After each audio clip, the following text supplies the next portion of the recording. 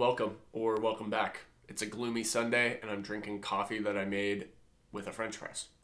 This little book has sold millions of copies for a reason, and I'm not here to convince you, but I am here to give you a little bit about my experience reading the book and why you might want to read it yourself. The point of the book is essentially that realizing your destiny is the only thing you're obligated to do, which is a little lofty, but the book is written so simply but so powerfully that as you go along, it's kind of like reading a parable, almost like reading a Bible story or something.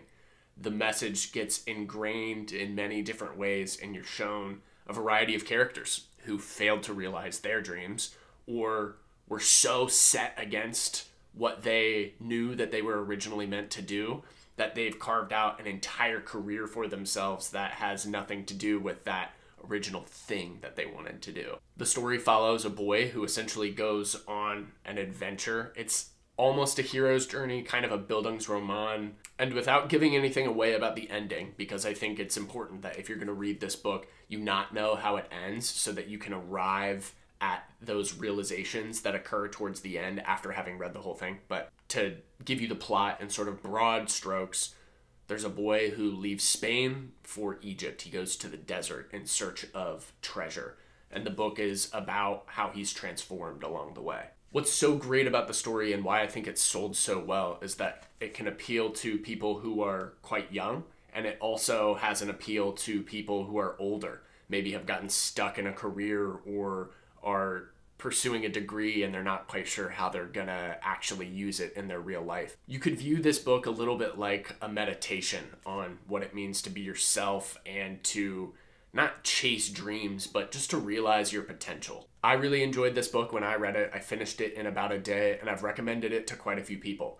You'll definitely find that there are haters of this book out there. There are people who don't think it's very good or think that it's too simple, but for the people who it speaks to them well. And if you're one of those people who is going to get something out of this book, it's definitely worth a shot. If you're someone who's not going to enjoy it very much, you're going to know within the first couple of chapters whether the style of prose that's used is going to be effective for you or not. And if it's not going to be effective, put it down. There's no shame in not finishing the book. Ultimately, what I love about this novel is that it's a story. It's a story that's told really well, and people are really quick, myself included, to jump to the significance of the book and the value maybe of the philosophy that's within it. But ultimately, the experience of reading it was pleasurable for me, and it should be for you as well. Don't get it twisted. This thing is made to be entertaining. It should be. If you already read the book, let me know what you thought. It's okay if you didn't like it. And if you got something of value out of this video, definitely consider subscribing. I'll be making book-related content indefinitely on this channel. Happy reading. I hope you're in a good reading groove. And if not, definitely consider picking up The Alchemist by Paulo Coelho.